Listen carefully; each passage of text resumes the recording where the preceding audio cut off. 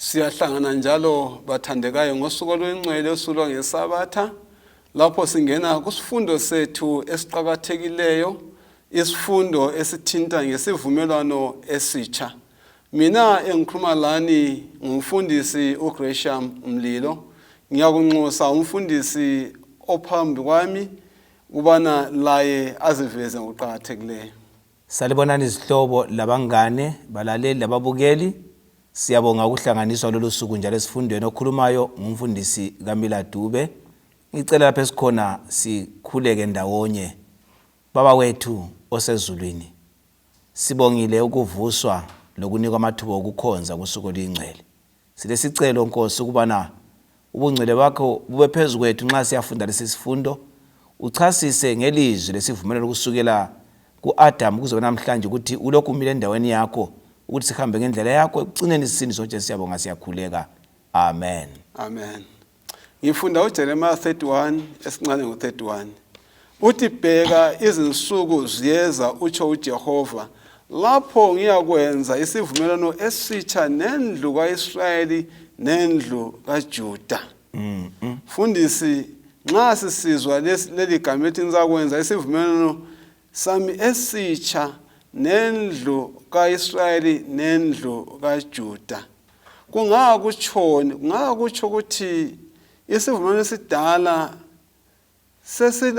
sesilenguquko thize sokulohlupho thize kwesokusiza isivumelwano esitsha na? Siyabonga mfundisi balaleli ababukeli. Ngibuye ekuphileni kwethu ngingakaphenduli. Abantu bayenza izivumelwano ngesikhiwa ama-agreements. Ngamazwe abusayo, zimuli, kumbe kusemsebenzini, kungaba lophambanisileyo kube lokuxhophana kumbe lokukhubana. Bayahlala phansi bavusela isivumelwano. UJesu lapha nxa ebhala ngomprofeti wakuJeremiya ufuna ukutshengisa ukuthi wayethandile ulokhu ethanda uIsrayeli njengabantu abakhe amkhethayo loJuda. Babe nguIsrayeli oyedwa ngokuphazamiseka kwempilo kwaba lezi ezilithumi uIsrayeli, lezi ezimbili uJuda. Yikho ethi ngiza isivumelwano phakathi kwami loIsrayeli loJuda wabonke abathanda. Kuthi ukuthi kulento eyenzakalayo bakhohlwa ababekulayize ukuthi baphile ngakho bengabameli bakaJesu bakaNkulunkulu umhlaba. uNkulunkulu aziveze ngabo ebantwini. Abesidothi ngiyevuselela ukuthi amazwi ami wona lana engakhuluma alokho ephila. Yikho kuthiwa isivumelwano esitsha katshintshanga indlela yokusindisa ilokhu ifanana lelizwi lakhe liyafanana, kodwa utshintsha indlela yokubakhumbuza lokubakhombela indlela okumele baphile ngayo. Siyabonga. Ngiyekuzwa ungivezela mfundisi ukuthi lesi sivumelwano esitsha sifana lesitimela osibone singena ngale. Siyatshaya kwesitimela esinjani esifananayo ngapha kwebholoho. Umaloba uthena kule ndoda ngusomabhizinisi ya ilomuthwayo yewufaka embodleleni ukugeza izandla. Yasiufaka phakathi kwebhokisi elitsha yasimemezela umuthi omutsha. Yasikhomba kuleli bala elalibhalwe ngamabala abomvu elithi lona okutsha. Yasisithi hayi kodwa okutsha libala leli elithi okutsha okuphakathi akutshintshanga kulokho bemvile njani ngikufana ngokuthengisa la izolo. Libala lodwa elitsha. Nxa sikhala isifundisi salamhlanje sikhangela ukuthi isivumelwano esitsha kasisitsha ngokuthi sokukhona okuguqukileyo njana ukukhulumile. Kodwa sitsha ngokuvuselela njana ukukhulumile. Udaba losindiso labantu kaNkulunkulu lokho lufanana ngomusa kaNkulunkulu njalo. La ngothando kaNkulunkulu akutshintshanga lutho ebantwini. Siyakubongela lokho. Ivesi lethu uJeremiah 31 verse 31 uqala ngokuthi bheka izinsuku zinjani ziyeza. Izinsuku ziyeza.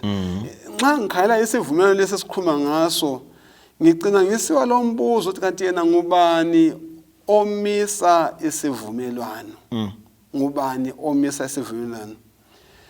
Leso sivumelwano ngubani futhi omisa umthetho wona lo umthetho lo ongcwele wawuza kubhalwa enhlizweni ngokabani lumthetho yes asike siyixoxe le ndaba ubani omisa ufuna kubale uverse 32 kusiya uverse 32 ukuze kuzwakala ukuthi nxa twabheka right insuku ziyeza yes okhulumayo ngubani sivuyele futhi kusivuna ukuthi sasiyisiphi bese sikhuluma lokho umlimo afuna ukuthi lezi insuku nxa zifika kuyini okulethwayo njengesivumelwano. All right, ngizaqala ku verse 32 uthi kungeseyikho njengesivumelwano engasenza laboyise mhla ngibamba isandla sabo ukubakhupha elizweni leGibhithe osivumelwano sami bona abasephulayo lanxa mina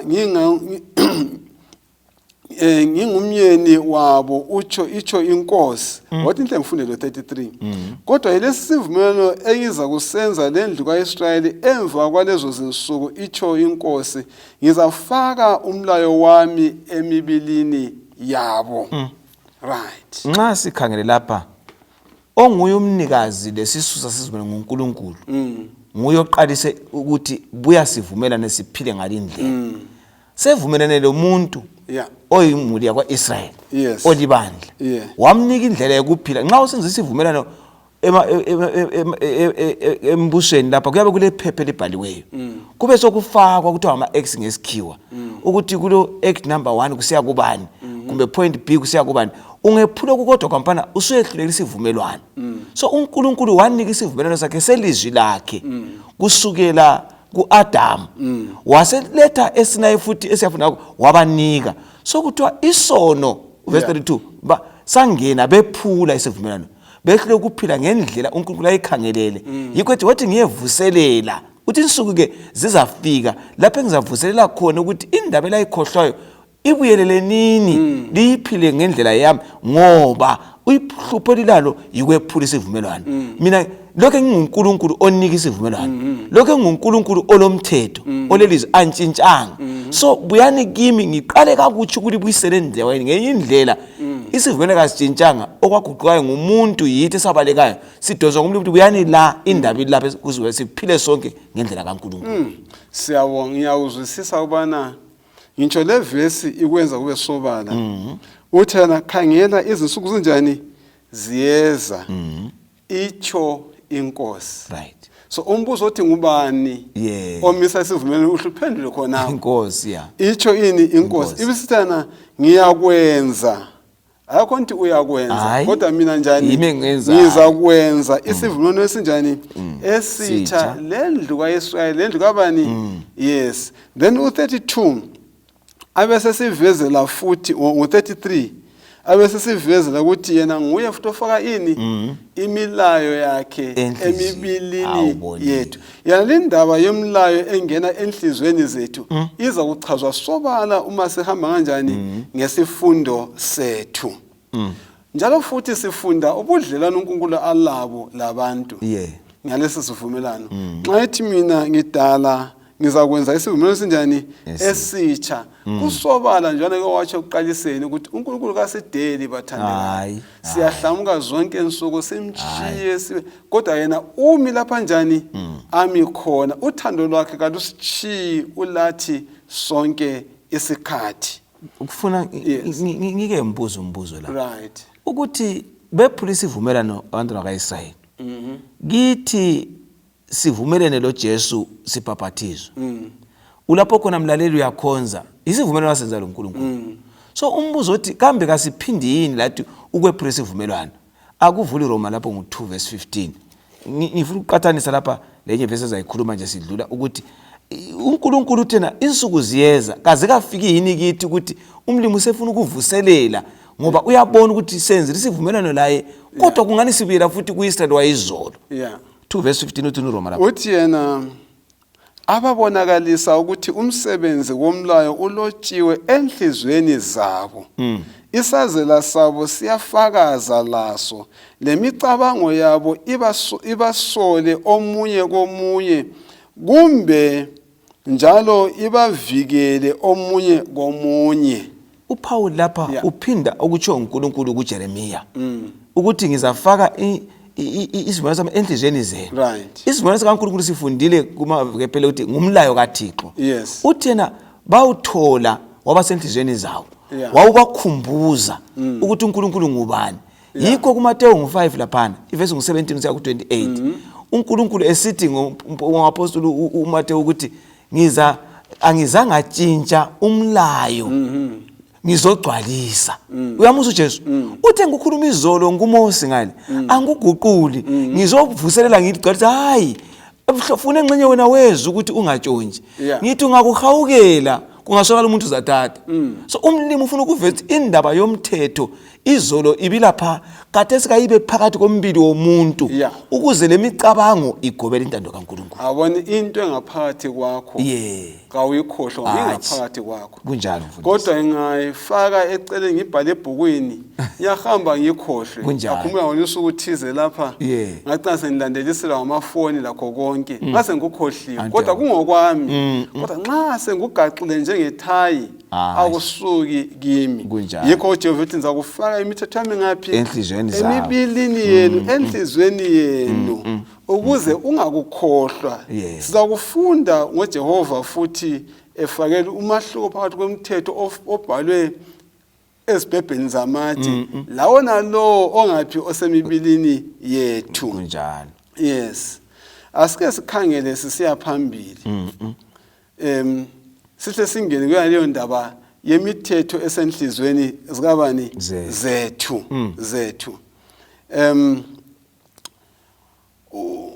Ngifuna ngibuze lo mbuzo.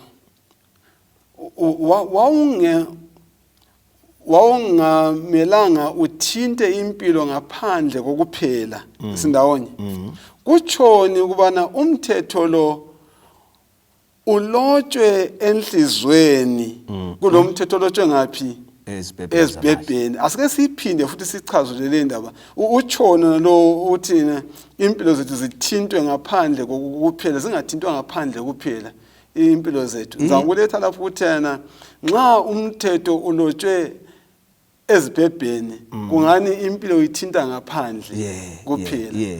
Kodwa nxa usulotshwe enhlizweni sokungaphi sokungaphakathi ungaba lokuthi ngakho khonapho. Nxa usiya kuHosiya ngo2 balaleli uzayibala ngikhaya uverse 18 kuya ku20 uyalinganisa uThixo ngomyeni lomakoti wakhe.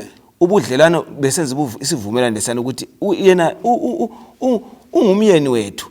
Wenza isivumelwano loIsrael ukuthi akumelanga basephule bangayithatha imikhuba yezizwe baphile layo bangayikhangela okwenziwa izweni lathi sinike njalo singamaKristu. Uthi inhliziyo nxa eseyiguqulile esesinika inhliziyo entsha uthi ukuthina ungamukela ilizwi likaNkulunkulu wamukele uYesu Kristu njengomfeli wakho indaba ilungiswa enhliziyweni. Inhliziyo nxa isamukela uYesu impilo yomhlaba izaphuma usubuswa uNkulunkulu. So uNkulunkulu usebenza inhliziyo ukuze kungalunga inhliziyo isandla kasatshonje ngoba inhliziyo ithi lapha akula okokutshontsha. Amehlo kasabheke ongayisikho ukuthi akukhangelwa lokho ngoba iwatch lena isiyiyo emthungamelayo. So indaba yenhliziyo icho uya kuNkulunkulu umuntu wangaphakathi alungisiswe. Yikho thina lapha kuEzekiel 11:19 ngizabanika inhliziyo entsha nomoya omutsha bese ngisusa inhliziyo yetshe ngifaka inhliziyo ebuthakathaka. Uthi xa utsho ngikupha impilo endala bese ngifaka impilo entsha eloJesu eyiyo ezasithungamela ekusindisweni. Ekela ngifunde iverse le uHosiya 2 verse nga18 ithi la ngalolo suku ngizabenzela isivumelwano lenyamazana zeganga lenyoni zamazulu lezinto eziqhuzulayo zomhlaba ngephule idandili lenkemba lempi kusuke emhlabeni ngibalalise phansi bevikelekile njalo ngizakugana ube ngowami kuze kube phakade. Yebo ngikugane ube ngowami ngokulunga la ngesahlulelo langothando lomusa langesihawu uNkulunkulu kuletha kube sobala kakhulu. Uthi ngenza isivumelwano sami lawe angithi yes uthi yena ngisho lezi nyamazana zeganga lenyoni zamazulu abeseveza ukuthi futhi zakulala ubuthongo bunjani behle yabona indaba behle ubuthongo ngikugane kumbe nguthathe ube likhosikazi lami sihlale sonke ngomusa langothando langesihawu langakho konke uthi yebo ngiza kugana ube ngowami ngothembeko njalo uzayazi inkosi ngokuthembeka uzayazi ini inkosi abaningi bayenza izivumelwano nje lasemtchadweni kunjalo uthi wena uthembekile kanti lama smell house hayi uJehova isithembiso sakhe sinjani simi phakade yikho phela mfundisi esithena uIsrayeli lanxa wabaleka yena ungumyeni olothando olandela umkakhe phakathi kwezinanga ayembisa athi mkami ngiyakuxolela bandla ngiyalixolela umuntu wami ngiyakuxolela so nxa siya kuYesu sinjengowesifazana obaleke indoda kodwa indoda yathi kangikhangela okwenzileyo ngikhangela ukuthi ngavumelana lawe sofa silahlana so uJesu ngegazi lakhe esiphambaneni balaleli lababukeli wafunga wathi okholwayo lanxa yenzeni sofa silahlana okuqhakathekile ukuthi isivumelwano lesi ilizwi likaThixo nxa lisiza kithi lisivuselela lamukele enhlizweni uphile ngalo ngiphile ngalo siza kufika ekhaya lomkethu enguJesu ngesivumelwano sethu asinikwe ngelizwi lakhe lesiphambaneni yabona ngiyayithanda indaba okhuluma ngayo ukuthi samukele ngaphi enhlizweni samukele enhlizweni akungitshele ukuthi umthetho kaNkuluNkulu nxa usenhlizweni sike sibuyele nje emuva mbijana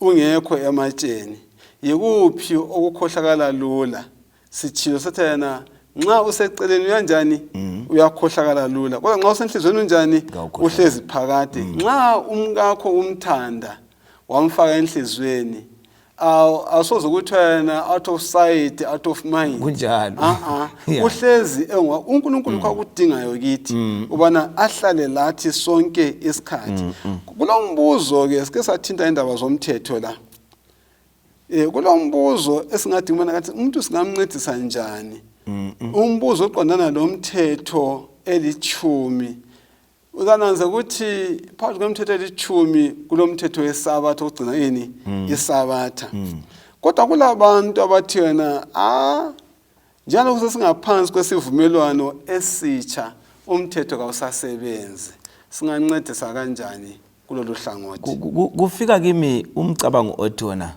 yikuswelakala kwenhlanhla yokuzwisisa ukuthi nxa sikhuluma ngesilungu sithi old and new covenant isivumelwano esitsha lesidala kasikhulumi ngokutshintshwa kwelizwi likaThixo ngoba osindisayo kusukela kuAbela ulokhe lenhloso yokusindisa abantu othethelela kusukela kuAbela ulokhe ethethelela njalo uNkulunkulu wayizolo kuAbela kuAdam lokhe uNkulunkulu namhlanje futhi nguyo thena nginguNkulunkulu izolo namhla lakusasa lani abantu kaJakobe kaliqedwa so uNkulunkulu kaguquki lapha uNkulunkulu ukhuluma ngokuthi yena ulokhe wapnika ilizwi lakhe elokuthi ufuna ukusindisa abantu engumthetho wakhe kaguqukanga kodwa ngokuphuma kukaIsrayeli esiya kuzithombe lokubuswa ngemikhuba yamazwe wasebona ukuthi usekhohliwe wothi ngiyevuselela ngifake enhlizweni yakhe umthetho wami ngokufa kukaJesu esiphambanweni khathesi ungazube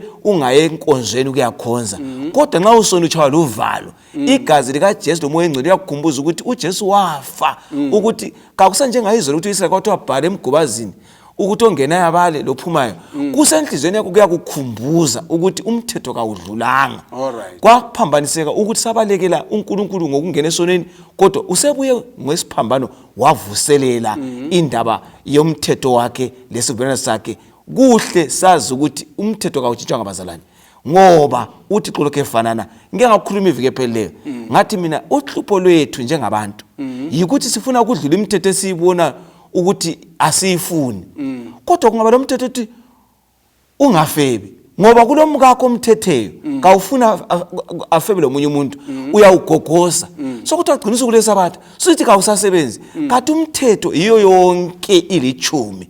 Umuntu angadingile 10 kg ubusukhuphi 1 kg uyakuphala.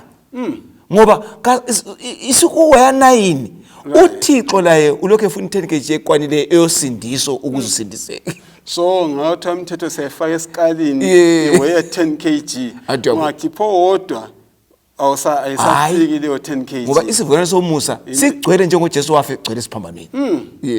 No siyabonga kakhulu.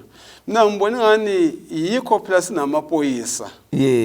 Amapoyisa okwenza abe ngamapoyisa lamakhoti abe ngamakhoti ukuthi kulemthetho anti yabona emele yenze njani ilandele yona le kanye ephuma ngapi eBhayibhelini siyabona sifundani ke ngesivumelwano uJeremiya akhuluma ngaso kumbuso wakoJuda bengakathunjwa bese eBhabhiloni. Akhumbula uJeremiya uphile ukhuluma ngomthetho ukhuluma ngokuthunjwa ngesivumelwano sokuthunjwa bengakangene ngapi eBhabhiloni. Kwesibale isivumelwano sakhulunywa futhi ngoHosaya kulamavesi esesafunda lawana esakhulunywa ngoHosaya uIsrayeli lwana izwe zingu10 zingakachithwa ngama-Assyrians 150 years uJeremiya kanjani engakabi khona. Izivumelwano lezi kambe zithiyene yini esakhulunywa ngoHosaya lesilethwa ngubani nguJeremiya kathesi? Kungaba lomahluko yini phakathi kwezivumelwano? Umahluko kawukho ngokusindiswa kwabo lokuphepha kwabo engozini uma belayele uNkulunkulu. Abantu bakaNkulunkulu oIsrayeli basuka ukuthi basuka bamkhohla umlimi. Yikho uNkulunkulu wayevusa abaprofeti wayebisela ukuthi indaba yayizolo lena engayikhuluma kanjinjanga. Ukhuluma amapholisa asibisela kumthetho ungaze wephula ungene ejele kanenginengi awutshintshi ngoba sungene kanenge ejele. Umthetho lokuthi ubuyela khona phana yikuthi ube yicitizen mbe ngohlala elizweni. So abazasindiswa inqobo yosindiso bathandekayo ngiyekulalela isivumelwano. Ngoba ingxenye yethu njengabantu yikulalela. Ingxenye kaNkulunkulu wayisunga ukusinika isivumelwano. So umahluko yisona esangenayo. Isivumelwano lokho esimile asiguqukanga. Siyabonga. Kulamavesi ambalwa emfisa bana ngwabale lapha aqinisayo ngalokho okhuluma ngakho. Uthi ukuthi isivumelwano kaNkulunkulu asinjani kasiguqukanga. Ohlupha ngabantu abanjani abahlamuka njalo nje behlamukela ubani uNkulunkulu bengagcini isivumelwano uNkulunkulu kanjani yes. Ngikhangela lapha incwadi kaHezekiya ngo11 verse nga19 ithi ngiyakubanika inhliziyo enjani ibenye 1 ngibeke umoya onjani omutsha phakathi kwabo ngikhiphe inhliziyo yetshe enyameni yabo ngibanike inhliziyo enjani yenyama. U18 verse 31 athana lahlani kini zonke izeqo zenu eneqe ngazo nizenzele inhliziyo enjani entsha nomoya onjani omutsha ngoba uyakufelani wena ndlu kaIsrayeli na. U36 lawo lokho ephinda amagama anjani afana nawo enhliziyo enjani entsha. Umbuzo ongathanda bona ngiwubuze ngaqala ngoJeremiya 24 verse ka7 lapho ethi khona mina ngizakwenza bangazi mina ubona nginguJehova. Bakwazi mina bona bangabantu bami mina uNkulunkulu abanjani wabo. Kababuyele kimi ngenhliziyo yabo njani yonke kungakafuni half yenhliziyo. Umbuzo engaba la ngothi wena kanti umuntu sibisibili engathola njani inhliziyo entsha njalo angamazi njani uNkulunkulu ngenhliziyo yakhe ephelele kuNkulunkulu na? Mbona ngani ivesi ebalephe ilempendulo ithi lahlani izeqo zenu. Lahlani izeqo zenu. Lahla isono. Yabona indaba. Vuma isono kuJesu. Vuma iziphambeko zakho. Nxa uzivuma yikuphuma kwenhliziyo leyi eyonakeleyo. Uthi xa besebuya angene sedala impilo entshe enhliziyweni sisibanje inhliziyo ngoba sifaka okutsha. So ukulahla kuyikuvuma ungamukela mlaleli ungabe umukela mbukeli uJesu Kristu njengomsindisi ubusuvuma isono usiyekele na usiyekela ikulahla susenhliziyo entsha suzaphila impilo enje ongathi kuPaul izolo yami ngiyayiflathela bese ngikhangela ikusasa ngigijime ngingadinwa ngihamba endaweni efaneleyo ngiyindlela ngamandla ethu asikwazi ukulahla isono ngamandla ethu kasikwazi bona siguqule yini sibe lenhliziyo entsha angithi ngoPaul wathi maye mina ngiza kuthini ngalomzimba kanjani wesono na ngiyakwazi right umele ngikwenze kodwa asikanjani ngizibona senza okuphambene lokho enjani engikwaziyo kodwa ke uma singakhala njengoDavida uDavida uyakhala emva kobana ethethe umka Uriya waphinda wambulala njalo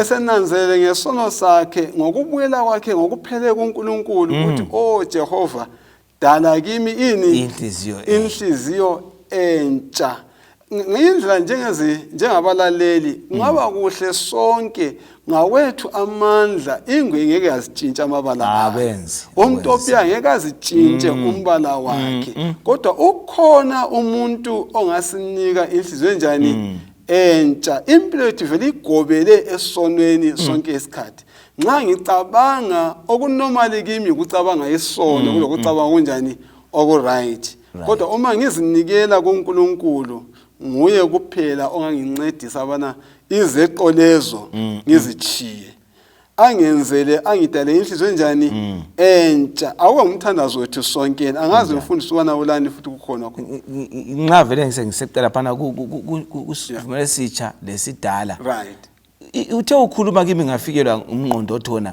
nxa uDavid ethi dala kimi inhliziyo entsha uthi ukuthi yena leyisigugile ngoba sithunjwe yisono yonakala ngendlela khupha impilo yami uNkulunkulu unginike impilo entsha so uThixo uza kuIsrayeli uthi lionile isivumelwano ngilinike sona saguga ngokwenza kweni kodwa mina ngilokho ngimile emazwini ami ngizovuselela ngifaka enhlizweni zenu ukuthi kukhona kwayizolo lokhana lo mthetho wami awutshintshanga uqhakathekile baleli kwamukela uYesu njengomsindisi lelizwi lakhe ngoba lihleli litsha insuku zonke okuguga yithi ngokubalekela intando kaNkulunkulu uzananzelela ubana isivumelwano lezi nxa ufunda eBhayibhelini anisifunde ngazo usukela khona phana kudaleni komhlaba kuyengena kuboNoah kuyengena kuAbraham sengani kukhuluma lamaJuda kunga isivumelwano esitsha lesidala sona ungakudwana labantu bamaJuda yini abegazi lesiJuda yini wothi ungakaphendule ngifunde uYesaya 56 verse ka6 ka 7 right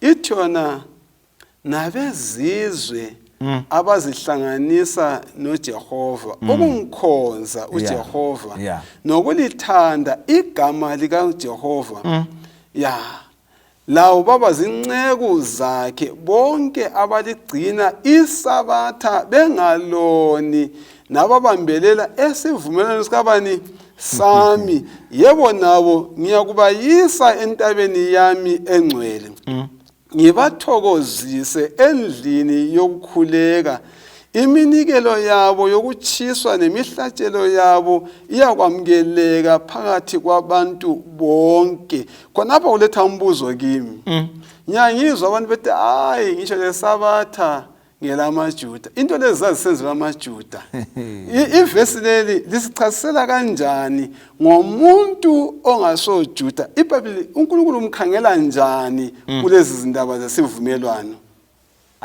mina balaleli ngiyakholisa ngazi ukuthi linali ngoba lapha iBhayibheli licacile la ithi ngisho labezizwe right uma bezaya kuNkulunkulu ngokuzehlisa bekwazi uNkulunkulu ukuthi nguNkulunkulu omela kukhonzwe phambi sigama lakhe baza bazinceku zakhe uthi lalo zagcina isabatha engaloni aphinda bambele isivumelwano kungani uNkulunkulu ekhuluma isabatha sivumelwano liphakathi kwesivumelwano liphakathi komthetho kuyingxenye yesivumelwano so uNkulunkulu lapha uyafitizela ukuthi indaba yesivumelwano indaba yomthetho indaba yesabatha kaso yamaJuda labezizwe abayimi lawe ngoJesu sesimuntu munye yikho Paul sebhala akusela mJuda akusela mGreki kodwa sonke sesingaba kaThixo awubalaleli angazani singavuma umoya kaThixo ukuthi usikhumbuze nansi isivumelwano siyavuselelwa nguJesu ukuthi yebo izolo sibe sidala ngokona kwethu kodwa ngesiphambano ngoJesu uthi asibuyeleni kuzifakazi zikaThixo kumthetho wakhe kuzasenza sibe nguIsrayeli wakomoya olalela uThixo ekwenzeni kwenu. Yebo siyabonga kunjalo mfundisi, kunjalo sibili. Kuyasiveza ukuthi noma ungasomjuda akuvalelwanga abantu bana bazihlanganisa njani labajuda bona labo. AmaJuda labezizwe bonke banxusiwe okuhlanganela kuso isithembiso sika Jehova. Kuphela abafuna ukungena kulobu budlelwano besivumelwano yibo abazanjani abazahlangana kulokho ngendlela wonke umuntu usindiso ngolethu sonke amaJuda labezizwe. Umthetho kaNkulunkulu njalo usithilo ngowethu sonke abezizwe njani lamaJuda anti ndawonye. Kuncwadi kaYesaya kulezimiso bani kulabo abafuna ukuyikhonza inkosi lo mahluko bani kulokho okufunwa nguNkulunkulu izolo lokudingeka kithi namuhla. uNkulunkulu sevezile ukuthi owezizweni nxa ezabuya ngokukholwa lo Israyeli ngokukholwa ngabantwana bakaThixo. Izolo uNkulunkulu besebenzisa uIsrayeli ukuthi aphile impilo yakhe ibe yindonsela wehluleka. Namhla uNkulunkulu ukhethile wonke umuntu okholwa kuJesu unguIsrayeli komoya. Kumele impilo yami le yakho ibe yindonsela kwabezizweni. Ugcine isivumelwano umthetho ilizwi likaThixo. Abantu babone ukuthi ukuphila ngoKristu uba lo mahluko onganani emhlabeni. Antu yabona ukuthi ungathatha umuntu ozelela laye umnyaka ofana nayo onathayo lobhemayo. Wena mfundisi ngama lapha sengukhulu kudala. Ngoba impilo yakhe impilo akade guguda umzimba ingala kuzithiba. UIsrael amele ukuthi impilo yakhe ibalekele umhlaba ukuze abe yintshumayelo. So uNkulunkulu ufuna ukuvuselela inhliziyo zethu zigcwalizwe kaThixo kube sokuchumayela ebantwini bakwazi ukuthi isivumelwano noNkulunkulu kuyimpilo kuyikuhlala uhlambulukile uphila phambi kwenkosi. Ngendlela okuletha ngayo ukuthi kuyasincedisa nje lempilo zonke insoko ukuba uNkulunkulu akumothi lo mzimba wakho. Akukwenzi uguge isikhathi kanjani ngila isivumelwano esingcono kulazo zonke izinto phela. Ikho kanje. Yes. Kunithatha kungise kuHebrews 8 verse 6.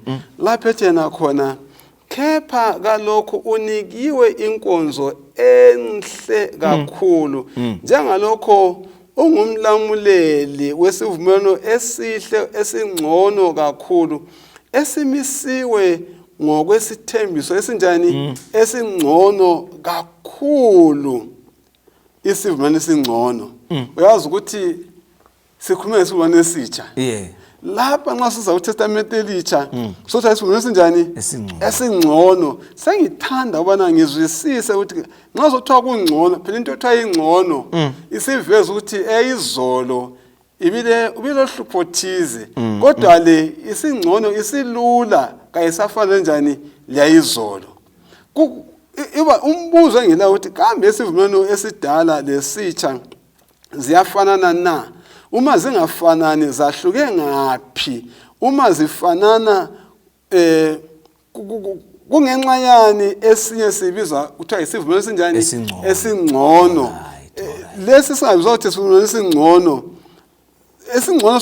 Singcono ngayiphi indlela? Singcono ngayiphi indlela? Asike sicabange sixoxe indaba ubungcono bezivumelwano sesingena kuTestament elinjani elitsha. Ngiyabonga ngeverse ebalileyo ukubana lesi esikuso singcono. Funa ngiqale ngokuthi wabona uNkulunkulu enika isivumelwano ekuqaliseni. Wayevele ehlose ukuthi asindise uIsrael. So izivumelwano lezi sifana ukuthi zonke osindisayo lokho uNkulunkulu. Zonke zikhangele igazi. Ngoba izolo bekule gazi lezinyamazana. Kodwa kukhomba igazi likaJesu. So igazi likaJesu selikhona sesiba esingcono ngoba lesi sesilomnikazi wosindiso izolo inyamazana bengakisindisa kube kusebenza igazi kuphela lesi ligazi lakhe laye mathupha singcono ngoba sokulesiphambano esibambekayo singcono ngoba sokulomsindisi onguye kade echunywayo izolo ngathi uzabuya usekhona sokuthiwa ngamaKristu ngaye izolo ngabantu bakaNkulunkulu abalindele uJesu zakuzana lesi singcono ngoba sesiphila kusikhathi esezelwe waphila wafa wavuka wathembisa lokho ethembisa yibungcono basi uyangikhumbuza la mbona nisathi siqala izifundo lezi zesivumelano sahlangana lo muntu esona engathi nase-Eden kunjani uNkulunkulu waqala kwenza isivumelwano bani lo Adam kwaqala kwenza imihlatshelo eyayikhomba ukufa kwaKristu ngaphi esiphambanweni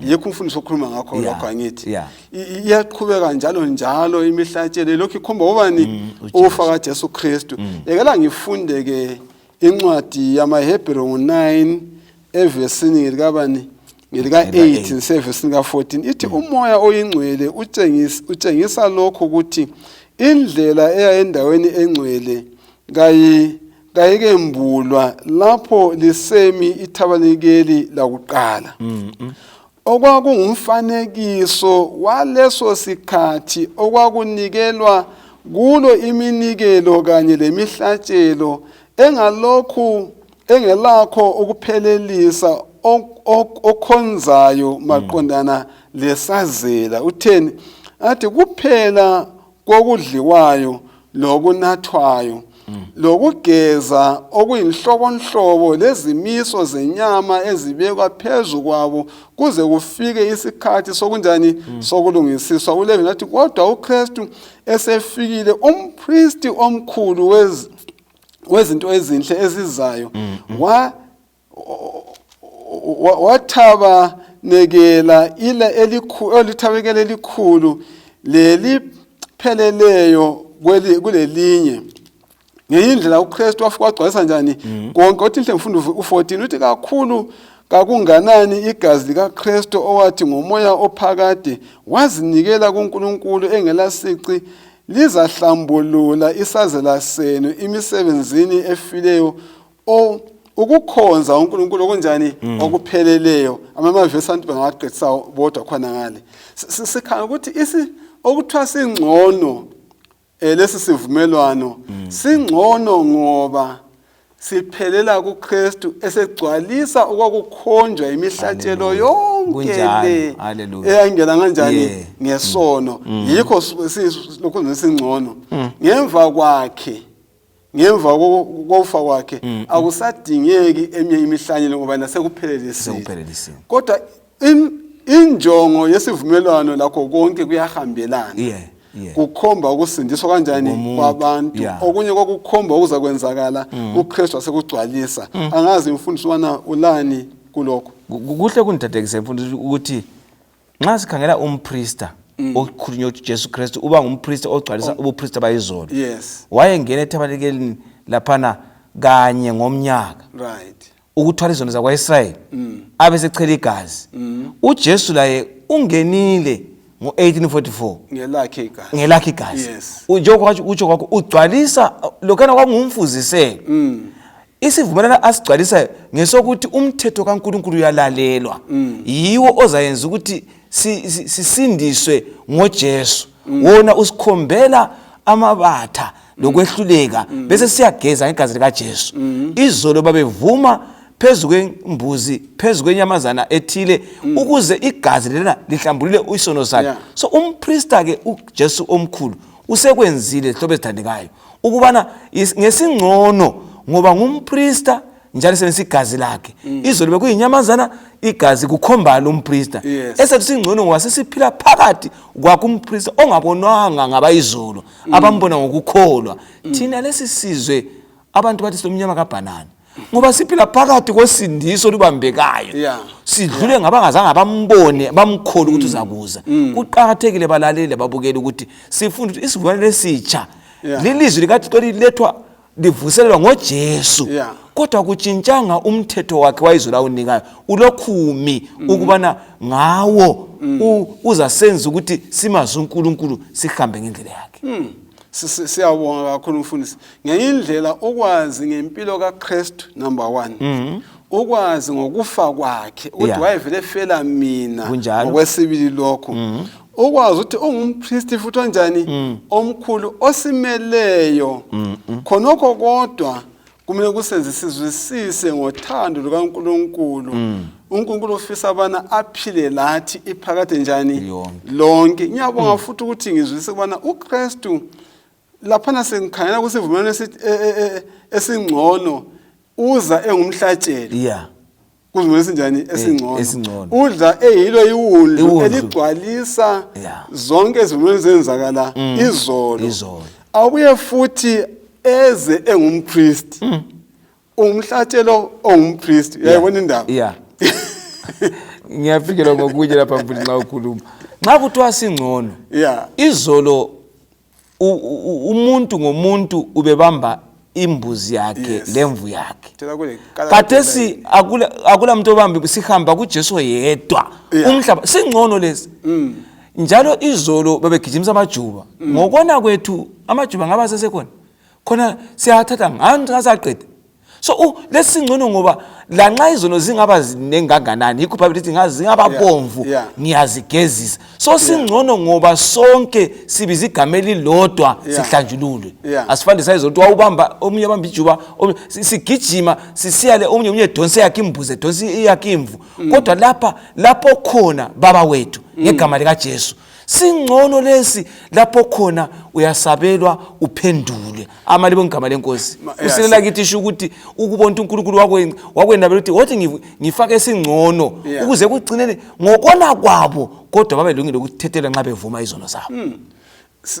Usuhlo ukuqeda khona ukuthi khonokho kwenza sithokoze ngoba umsebenzi wethabangela lapha emhlabeni wahlonze njani waphela. Ungafunda uMateyu 27:51 lapho iveli ladabuka phakathi umpriest sokumele azenjani ahlabe iwundlu. Lahle yaphunyuka iwundlu labaleka wasale phethe ingqamu yahlawela phansi. Ngoba iwundlu kaJehova elisusa izono zethu laselinjani laselihlatshiwe kwangasadingakali ukuthi kwenziwe lo msebenzi. Angithi siyakubongela khonokho bana uKristu sesiba umpriest futhi njani ongcono owenza umsebenzi okusimela sonke isikhathi. Ukwazi okuma kwezinkonzo zemihlatshelo emhlabeni lokwazi ukuthi manje uKristu uyakwenza kuba athabanikele ulithabanikele ezulwini kusipha sibindi bani ngodaba losindiso na kunika amandla abantu kwazi ukuthi uKristu khona lezulu ngubani ongumeli wami ephethe igazi lakhe. Okunye sukuhlwa ukutsho ukuthi hayi vela kusadinga ukuthi ngihambe ngiphethela mina ngexoxana lamajuba lani kodwa kunika sibindi bani.